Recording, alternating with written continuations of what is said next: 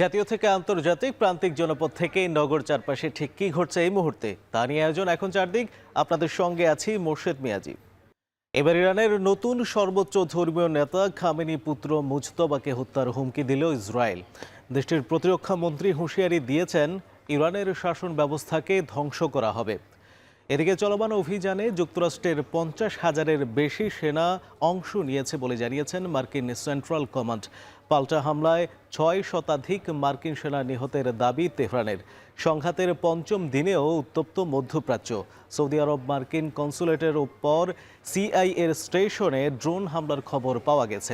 এছাড়াও দুবাইয়ের মার্কিন কনসুলেট ও কাতারের উদেইদের মার্কিন বিমান ঘাঁটিতে হামলা চালিয়েছে ইরান। এদিকে যুদ্ধ পরিস্থিতিতে একদিনের ব্যবধানে অপরিশোধিত জ্বালানি তেলের দাম $1 বেড়ে ব্যারেল প্রতি দাঁড়িয়েছে $82.53। এমন অবস্থায় হরমুজ প্রণালীতে চলাচলকারী জাহাজের নিরাপত্তার আশ্বাস দিয়েছেন ডোনাল্ড ট্রাম্প।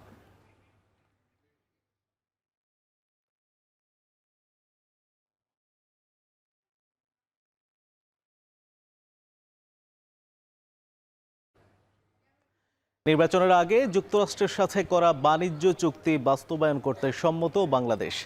মার্কিন সহকারী পররাষ্ট্রমন্ত্রীর সাথে বৈঠকে শেষে কথা জানিয়েছেন পররাষ্ট্রমন্ত্রী খলিলুর রহমান। তবে প্রয়োজনে চুক্তি বিবেচনার সুযোগ আছে বলেও জানিয়েছেন তিনি। এক প্রশ্নের জবাবে মন্ত্রী বলেন, যুক্তরাষ্ট্রের সাথে করা চুক্তি স্বল্প সময় নয়, দীর্ঘ সময় নিয়ে দুটি রাজনৈতিক দলের সাথে আলোচনার মাধ্যমে করা হয়েছে। এই বাণিজ্য চুক্তি সবার আগে বাংলাদেশ পররাষ্ট্রনীতির সাথে সাংঘর্ষিক নয় বলে দাবি করেন মন্ত্রী। আমার সঙ্গে সামরিক কোঅপারেশন নিয়ে কোনো আলোচনা হয়নি, সেটা তো আমার দপ্তর নয়। ইউএস ট্রেড রিপ্রেজেন্টেটিভ আমাদের প্রধান দুটি দলের প্রধানের সঙ্গে নির্বাচনের আগেই কথা বলেছে এবং তারাও এতে সম্মতি দিয়েছিলেন। সুতরাং এমন না যে এইটা আমরা অন্ধকারে করেছি। আরেকটা জিনিস মনে রাখবেন, এটাতে একটা এন্ট্রি ক্লজ এবং এক্সিট ক্লজ আছে। এন্ট্রি ক্লজ হচ্ছে নোটিফিকেশন না হলে এটা কার্যকর হবে না, এখনও নোটিফিকেশনে যায়নি, সরকার ইচ্ছা করে রিভিউ করতে পারে। আর এক্সিট ক্লজ হচ্ছে 60 ডে আপনি নোটিশ দিয়ে বেরিয়ে যেতে পারেন।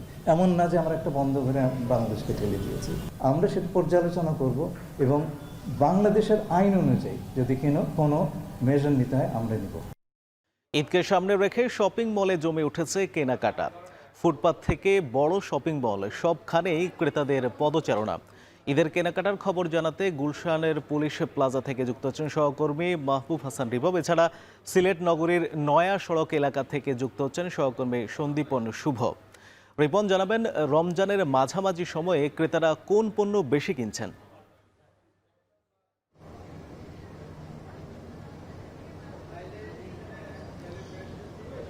আমরা এই মুহূর্তে গুলশানে রয়েছে এবং এখানে গুলশান পুলিশ প্লাজা, এটি কিন্তু বনানী, তারপর হচ্ছে গুলশান, বাড্ডা এবং মহাখালী এই অঞ্চলে মানুষের জন্য কিন্তু খুব ভালো একটি ডেস্টিনেশন শপিংয়ের জন্য। যদি আমরা দেখাতে চাই যে পুরুষদের জন্য কিন্তু খুব আকর্ষণীয় ঈদ শপিংয়ের মধ্যে উল্লেখযোগ্য হচ্ছে পাঞ্জাবি। এবার পাঞ্জাবির বিভিন্ন মোটিভকে সামনে রেখে ডিজাইন করা হয়েছে। কিছু কিছু পাঞ্জাবিতে মোগল, পেসলে, ওরিয়েন্টাল, জিওমেট্রিক এবং ফ্লোরাল, জামদানি এরকম বেশ কিছু মোটিভকে সামনে রেখে পাঞ্জাবি ডিজাইন করা হয়েছে। এছাড়া ট্র্যাডিশনাল বিভিন্ন বিষয়কে সামনে রেখে পাঞ্জাবি ডিজাইন করা হয়েছে এবং আমরা যেমনটা আপনি বলছিলেন যে কেমন সারা মিলছে সেই জায়গাটাতে কিন্তু যারা মেল রয়েছেন তারা কিন্তু পাঞ্জাবির ক্ষেত্রে বিভিন্ন বিষয়কে মাথায় রাখছেন। অনেকে বলছেন যে এবার উজ্জ্বল রঙকে তারা প্রাধান্য দিচ্ছেন এবং উজ্জ্বল রঙের পাঞ্জাবি কেনার ক্ষেত্রে তাদের এক ধরনের আগ্রহ আসলে আমরা দেখেছি। দামদরের বিষয়টি যদি বলি, সেটি হচ্ছে যে দামদরের ক্ষেত্রে তারা বলছেন যে গত ঈদের চেয়ে এবার ঈদের দামটা কিছুটা বেশি, তবে সেটি তাদের যে সামর্থ্য রয়েছে তার মধ্যেই দাম রয়েছে এবং বাজেটের একটি সমন্বয় তারা ঘটাতে চাচ্ছেন ঈদ শপিংয়ে। সেই ক্ষেত্রে দাম নিয়ে তেমন কোনো অভিযোগ তাদের কাছে নেই। এছাড়া পাঞ্জাবির সাথে অন্যান্য যে অ্যাক্সেসরিজ রয়েছে, কোটি, কাবুলি, casual shirt, formal half shirt, এই বিষয়গুলো কিন্তু আসলে বেশ ভালো চলছে বলে তারা আমাদেরকে জানিয়েছেন। এবং সেই ক্ষেত্রে যেটি হয়েছে যে তারা মনে করছেন যে ছেলেদের ঈদ শপিংটা একটু বিলম্ব করে হয়, অর্থাৎ ঈদ যত ঘনিয়ে আসবে সেই ক্ষেত্রে সেই ক্ষেত্রে তারা তাদের শপিংয়ের কার্যক্রমটা আরও ত্বরান্বিত করবেন। আমরা এই ছিল আমার কাছে গুলশান থেকে ঈদ শপিংয়ের সবশেষ। এখন আমরা যুক্ত হব সিলেটে আমাদের সহকর্মী সন্দীপন শুভর কাছে, সেখানকার ঈদ শপিংয়ের সবশেষ জানবো তার মাধ্যমে।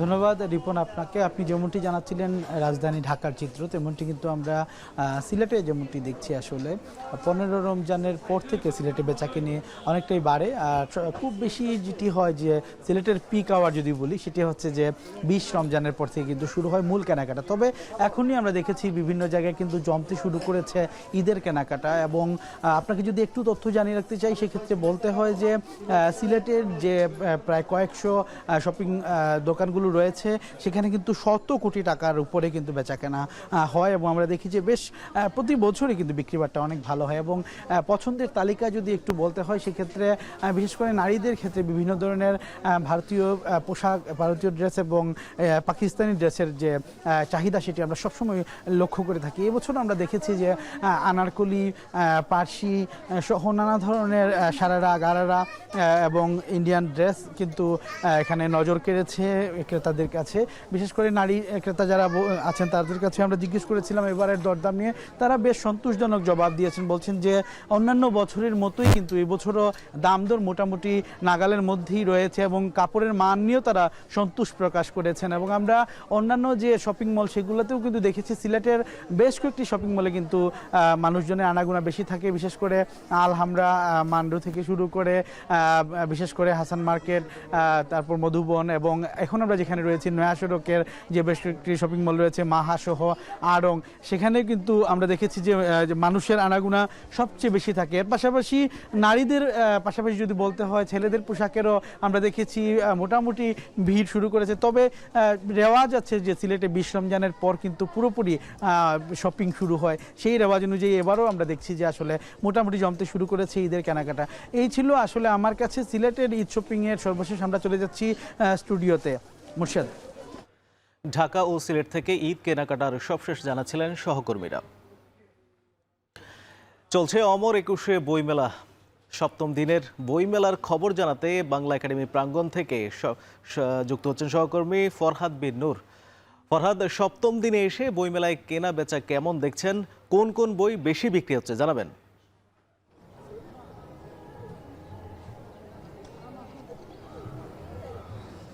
মুর্শিদ ভেবেছি আমরা বইমেলার 7ম দিনে এসেও দেখছি যে অনেকটা পাঠক খরায় ভুগছে বইমেলা।